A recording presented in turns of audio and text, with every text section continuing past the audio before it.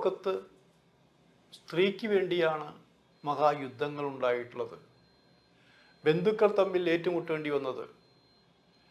പിന്നീടോ ഈ സ്ത്രീക്ക് വേണ്ടി തന്നെയാണ് രാജ്യങ്ങൾ തമ്മിലുള്ള യുദ്ധങ്ങൾ പോലും ഉണ്ടായിട്ടുള്ളതായിരിക്കണം. ഇപ്പോൾ സിനിമയിലും ഇത്തരം സംഭവങ്ങൾ ആവർത്തിച്ചു കൊണ്ടിരിക്കുന്നു, എല്ലാ രംഗത്തും ഒന്നുപോലെ. അതേക്കുറിച്ചാണ് ഇന്നത്തെ വീഡിയോ.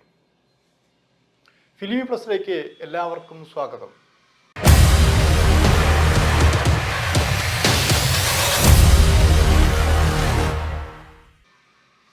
ഹേമ കമ്മിറ്റി റിപ്പോർട്ടായിരുന്നു കുറച്ച് വർഷം പോലെ ചർച്ചാ വിഷയമായിരുന്നത്. അത് അപ്പോൾ ഉണ്ടായിട്ടുള്ള വർഷങ്ങൾക്ക് മുമ്പ് തന്നെ അതിൻ്റെ ചില തുടക്കങ്ങൾ ഉണ്ടായിരുന്നു. തുടക്കം മാത്രമല്ല, സജീവമായിരുന്നു എന്നുള്ള വ്യക്തത വരുത്തിയ സംഭവങ്ങൾ ധാരാളം ഉണ്ടായിട്ടുണ്ട്. അന്നൊന്നും പരാതിപ്പെടാൻ ഒരു കേന്ദ്രവും ഉണ്ടായിട്ടില്ല. നമ്മളിവിടെ പറയാൻ പോകുന്നത്, ഒരു സ്ത്രീക്ക് ഇഷ്ടമില്ലാതെ ആ സ്ത്രീയെ നിങ്ങൾ എത്ര മോശക്കാരിയായിട്ട് ചിത്രീകരിച്ചാലും ആ സ്ത്രീയുടെ അനുവാദമില്ലാതെ ഒരാൾക്കും അവരെ തൊടാൻ പോലും പറ്റില്ല എന്നുള്ളതാണ്. നമ്മൾ ചില സിനിമകളിലോ ചില നോവലുകളിലോ ഒക്കെ വായിച്ചിട്ടുണ്ടായിരിക്കാം.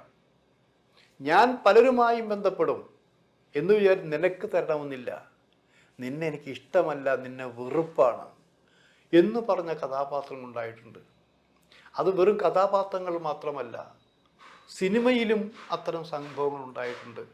കാരണം ഒരു അവകാശം പോലെ, നടികളുടെ ശരീരം ഒരു അവകാശം പോലെ വിലപ്പെട്ടതാണ് തങ്ങൾക്ക് എന്ന് വിശ്വസിക്കുന്ന കുറച്ച് പേര്, എല്ലാവരെയുമല്ല കുറേ പേര് സിനിമാ രംഗത്തുണ്ടെന്ന് ആലോചിക്കണം. അങ്ങനെയുള്ള ചില സംവിധായകർക്ക് കിട്ടിയ അടികളുണ്ടെന്ന് ആലോചിക്കണം. ചില സംവിധായകർ ചില നടികളുടെ ജീവിതം നഷ്ടപ്പെടുത്തിയിട്ടുണ്ട്, ജീവിതത്തിൽ നിന്ന് തന്നെ അവരില്ലാതാക്കിയിട്ട് ആലോചിക്കണം. അപ്പോഴും ചില നടികൾ അവരെ മുഖത്ത് നോക്കി പറഞ്ഞ ചില കാര്യങ്ങളുണ്ട്. അതെല്ലാം വിശദമായിട്ട് നമ്മളൊന്നൊരു പോകുന്നത്, ഇന്ന് രാവിലെ തന്നെ ഈ ഹേമ കമ്മിറ്റിയുടെ റിപ്പോർട്ട് കോടതിയിൽ അവസാനിപ്പിക്കാൻ പോകണമെന്ന് പറഞ്ഞപ്പോൾ ചില സുഹൃത്തുക്കൾ ചോദിച്ചൊരു സംശയമാണ്. ഹേമ കമ്മിറ്റിക്ക് അപ്പുറത്ത് വർഷങ്ങൾക്ക് മുൻപ് ഇന്ന് ഫീൽഡിൽ സജീവമല്ലായിരിക്കുന്ന സുന്ദരികളായ പല നായിക നടിമാരുണ്ടായിരിക്കും. അവർ പ്രതിരോധിച്ചും അനുകൂലിച്ചും ചെയ്തൊക്കെ സംഭവങ്ങളുണ്ടായിട്ടുണ്ട്. അതൊക്കെ നിങ്ങളുടെ ഓർമ്മയിലുള്ളതല്ലേ? അതിലെന്തെങ്കിലും ഒന്ന് പറഞ്ഞുകൂടെ വെറുതെ എന്ന്? വെറുതെയല്ല, അനുഭവമുള്ള കാര്യങ്ങൾ തന്നെയാണെന്ന് ആലോചിക്കണം. ഇപ്പം എൻ്റെ മുന്നിൽ നിൽക്കുന്നത് ഒരു നല്ല സിനിമയുണ്ട് എന്ന് ആലോചിക്കണം. നല്ല സിനിമ എന്ന് പറഞ്ഞാൽ ഇവിടെ പശി എന്നുള്ളൊരു സിനിമ ഈ തലമുറ കണ്ടിട്ടുള്ളൂ എന്നറിയില്ല, പഴയ തലമുറയ്ക്ക് അറിയാമെന്ന് ആലോചിക്കണം. അത് ദുരൈ എന്നുള്ള സംവിധായകൻ്റെ അതിമനോഹരമായിട്ടുള്ളൊരു സിനിമയാണെന്ന് ആലോചിക്കണം. ആ സിനിമയിൽ അന്നത്തെ, അതായത് രാജ്ഞി കണക്കെ വിരചിച്ചിരുന്ന സുന്ദരിയായ നടിയായിരുന്നു. തമിഴിൽ ദീപ എന്ന പേരിലും മലയാളത്തിൽ ഉണ്ണിമേരി എന്ന പേരിൽ അറിയപ്പെടുന്ന ചെറിയ, അതായത് പ്രായപൂർത്തി അധികം എത്താത്ത നടി എന്ന് ആലോചിക്കണം. ഒരു ഓമനിക്കാൻ തോന്നുന്നൊരു നടിയായിരുന്നു ആലോചിക്കണം. നമ്മൾ ആമ്പൽപ്പൂവ് എടുത്ത് നോക്കുന്നത് പോലെ അത്രയും നല്ലൊരു നടിയായിരുന്നു എന്നാണ്. തിരക്കെന്ന് പറഞ്ഞാൽ തമിഴ്, തെലുങ്ക്, കന്നഡം, മലയാളം ഇങ്ങനെ ഭാഷയിലെ തിരക്ക്. അതിലേക്കാണ് ഈ പശി എന്നുള്ള സിനിമയിലെ കുപ്പയ്യ എന്നുള്ളൊരു കഥാപാത്രം, ലേഡി കഥാപാത്രം, ഗ്ലാമർ വേഷമൊന്നും അല്ല എന്നാലോചിക്കണം. അങ്ങനൊരു വേഷത്തിലേക്ക് ഉണ്ണിമേരിയെ വിളിച്ചത്. ഉണ്ണിമേരി എന്നും നമ്മൾ എപ്പോഴും എപ്പോഴും സുന്ദരിയായിട്ടുള്ള വേഷങ്ങളെ ഉണ്ണിമേരി അവതരിപ്പിച്ചിട്ടുള്ളൂ. സ്വതേ സുന്ദരി, അതിൻ്റെ കൂടെ കഥാപാത്രങ്ങൾ സുന്ദരിയാകുമ്പോൾ ഇത് അതിസുന്ദരി ആകുന്ന പോലെ ഈ ഒരു കഥാപാത്രത്തിനോട് അത്ര താല്പര്യം കാണിച്ചിട്ടില്ല എന്നാണ് അറിയുന്നത്. പക്ഷേ ദുരയെ സംബന്ധിച്ച് ഈ കഥാപാത്രത്തിന് ആപ്റ്റായിരിക്കുന്നത് ഉണ്ണിമേരി തന്നെയാണെന്ന് ആലോചിക്കണം. അങ്ങനെ ഉണ്ണിമേരിയെ ലഭിക്കാതായപ്പോൾ പകരം ആര് എന്നൊരു ചോദ്യം വന്നു. അപ്പോൾ ഉണ്ണിമേരിയുടെ അത്രയല്ല, ഉണ്ണിയുടെ പകുതി പോലും സൗന്ദര്യമില്ലാത്ത, എല്ലാ രീതിയിലും സൗന്ദര്യമില്ലാത്ത ഒരു നടിയെ അവതരിപ്പിക്കേണ്ടി വന്നു. അത് ശോഭ എന്നുള്ള നടി. ശോഭയുടെ അമ്മ പ്രേമ മലയാള സിനിമയിൽ ആദ്യകാലം നായികയായിരുന്നു ആലോചിക്കണം. അങ്ങനെ ശോഭയെ, കൃഷകാത്രിയായ ശോഭ, അഭിനയത്തിൻ്റെ ഉസ്താദ്, അഭിനയത്തിൻ്റെ രാജ്ഞി. ഉണ്ണിമേരി സൗന്ദര്യത്തിൻ്റെ രാജ്ഞിയാണെങ്കിൽ ശോഭ അഭിനയത്തിൻ്റെ രാജ്ഞിയാണെന്ന് ആലോചിക്കണം. ആ ശോഭയാണ് അഭിനയിപ്പിച്ചത്. ശോഭ അഭിനയിക്കേണ്ടപ്പോൾ ദുരൈ സന്തോഷത്തിൽ ആറാടി. കാരണം എന്തുകൊണ്ടായാലും ഉണ്ണിമേരി സ്വയം വേണ്ടെന്ന് വെച്ച് നന്നായി.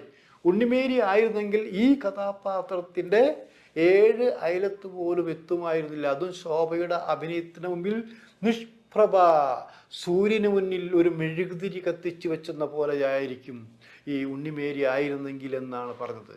അത്രമാത്രം അതിമനോഹരമായി. മാത്രമല്ല ഈ സ്ത്രീ മരിച്ചു കിടക്കുന്നൊരു സീനുണ്ടെന്ന് ആലോചിക്കണം. ആ മരിച്ചു കിടക്കുന്ന രംഗത്ത് ഒറിജിനലായി മരിച്ചു കിടക്കുമ്പോൾ ദേഹത്ത് ഉറുമ്പുകളൊക്കെ കഴിയുന്ന ആ ഉറുമ്പുകൾ കഴിയുമ്പോൾ പോലും ഇവർക്കൊരു ചലനം ഉണ്ടായിട്ടില്ല. അത്രയും മനോഹരമായി അഭിനയിച്ച് ഏറ്റവും നല്ല നടിക്കുള്ള ഉർവശി അവാർഡും വാങ്ങിയ ശോഭയുടെ അന്ത്യം നമുക്കറിയാം എന്നാലോചിക്കണം. അതിന് കാരണക്കാരായവരുടെ ലിസ്റ്റിൽ പ്രശസ്ത ക്യാമറമാനും സംവിധായകനും ബാലു മഹേന്ദ്രന്റെ പേര് തന്നെയായിരുന്നു എന്ന് എല്ലാവർക്കും അറിയാവുന്ന കാര്യങ്ങളാണ്. പറഞ്ഞു വരുന്നത്, ഇത് അവാർഡ് കിട്ടിയ ശേഷം ഉണ്ണിമേരി പരസ്യമായി രംഗത്ത് വന്നു. എനിക്ക് അവാർഡ് നഷ്ടപ്പെടുത്തിയത്, എൻ്റെ റോള് നഷ്ടപ്പെടുത്തിയത് ശോഭയാണ്. ശോഭ കാരണമാണ് എനിക്ക് അഭിനയിക്കാൻ കഴിയാതിരുന്നു ഉണ്ണിമേരി എന്ന് പറഞ്ഞിരുന്നു. അപ്പോഴും ഒരേ രംഗത്ത് വന്നു, അത് തെറ്റാണ്, ഉണ്ണിമേരി വേണ്ടാന്ന് വെച്ചതിന് ശേഷമാണ് ഞങ്ങൾ ശോഭയെ അഭിനയിപ്പിച്ചത്. അപ്പോഴാണ് ഉണ്ണിമേരി വേറൊരു ബോംബ് പറഞ്ഞത്. ഇവിടെ ചില സംവിധായകർക്ക് അവരുടെ നോട്ടം, അവരുടെ പെരുമാറ്റമൊക്കെ വളരെ മോശമുള്ള രീതിയിലാണ്. അത് ചില സ്ത്രീകൾക്ക് സഹിക്കേണ്ടി വരും, എന്നാൽ എന്നെ പോലുള്ളവർക്ക് അത്തരത്തിനൊന്നും നിൽക്കാൻ പറ്റില്ല എന്നുള്ളത്. അങ്ങനെ വന്നപ്പോഴാണ് ബാലു മഹേന്ദ്രൻ്റെ പേര് തന്നെ പരസ്യമായിട്ട് ദീപ, അന്നത്തെ ദീപ അല്ലെങ്കിൽ ഉണ്ണിമേരി പറഞ്ഞത്. അദ്ദേഹത്തിൻ്റെ പെരുമാറ്റവും നോട്ടവും. കാരണം ശോഭയ്ക്ക് മുമ്പേ തന്നെ വലയിൽ എന്നെ വീഴ്ത്താൻ ശ്രമിച്ച ആളായിരുന്നു അവർ. ഞാൻ ആ വലയിൽ വീണില്ല. അതുകൊണ്ട് തന്നെയാണ് അദ്ദേഹത്തിൻ്റെ പല പടങ്ങളിൽ നിന്നും മാറ്റി നിർത്തി ഞാൻ നിന്നത്. പക്ഷെ കോകില എന്നുള്ള സിനിമ ഉണ്ടാക്കിയപ്പോൾ അത് എനിക്ക് വേണ്ടി ഉണ്ടായിട്ടുള്ള കഥാപാത്രമാണ് എന്ന് പറയുകയും എൻ്റെ വീട്ടിൽ വരികയും അമ്മയുമായി സംസാരിക്കുകയും എപ്പോഴും ഞാൻ ഒഴിഞ്ഞു മാറുക. കാരണം അവിടെ വന്നപ്പോഴും തട്ടാനും മുട്ടാനും ഒക്കെ അങ്ങ് ശ്രമിച്ചുകൊണ്ട് മോശമായി പെരുമാറാൻ ശ്രമിച്ചെങ്കിലും ഇനി അറപ്പ് മാത്രമാണ് എനിക്ക് തോന്നിയെന്ന് ആലോചിക്കണം. ഒരു സ്ത്രീക്ക് ഇഷ്ടമില്ലാതെ അവളുടെ ശരീരത്തിൽ തൊടാൻ പറ്റില്ല എന്നുള്ളതാണ്.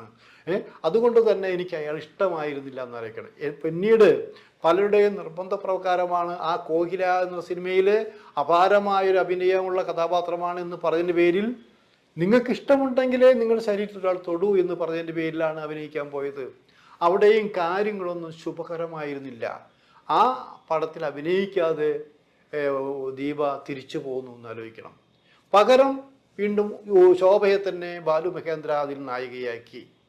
ആ ശോഭയെ നായികയാക്കിയപ്പോൾ ഇയാൾ നേരെ വീട്ടിൽ വന്ന് വെല്ലുവിളിച്ച്, നീയൊന്നും എൻ്റെ പടത്തിൽ അഭിനയിച്ചില്ലെങ്കിലും ഇനി ശോഭയെ അഭിനയിക്കാൻ കിട്ടി എന്നുള്ള രീതിയിലാണ് ബാലു മഹേന്ദ്ര സംസാരിച്ചത്.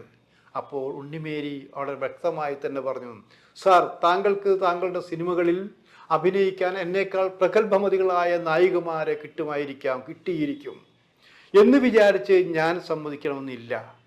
നിങ്ങൾ എന്നെ വേണ്ടെന്ന് വെക്കുന്നതിന് മുമ്പ് തന്നെ ഞാൻ നിങ്ങളുടെ സിനിമയിൽ അഭിനയിക്കുകയില്ല എന്ന് വ്യക്തമായ തീരുമാനം എടുത്തു കഴിഞ്ഞിരിക്കുന്നു.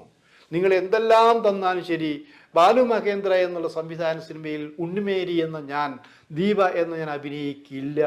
ഇത് എൻ്റെ ശബ്ദമാണെന്ന് അന്ന് ഉണ്ണിമേരി പറയുന്നുണ്ട്. പിന്നീട് ഉണ്ണിമേരി പറഞ്ഞു, ശോഭയും ഞാനും തമ്മിൽ അടുത്ത ബന്ധങ്ങളില്ല, ഞങ്ങൾ ശത്രുക്കളല്ല. പക്ഷെ ശോഭയുടെ മരണം കേട്ടപ്പോൾ ഉണ്ണിമേരി കരഞ്ഞുകൊണ്ട് പറഞ്ഞു, ഒരുപക്ഷെ ഞാൻ അന്നൊക്കെ ബാലു മഹേന്ദ്രയൊക്കെ സമ്മതിച്ചിരുന്നെങ്കിൽ ഞാനായിരുന്നു ആത്മഹത്യ ചെയ്യേണ്ടിയിരുന്നത്, എനിക്ക് പകരം പാവം ശോഭ എന്നാണ് പറഞ്ഞത്. ഇങ്ങനെ നിരവധി സംഭവങ്ങൾ മലയാള സിനിമയിൽ നടന്നിട്ടുണ്ട്, ഇപ്പോഴും നടന്നുകൊണ്ടിരിക്കുന്നു എന്നാണ് പറയപ്പെടുന്നത്.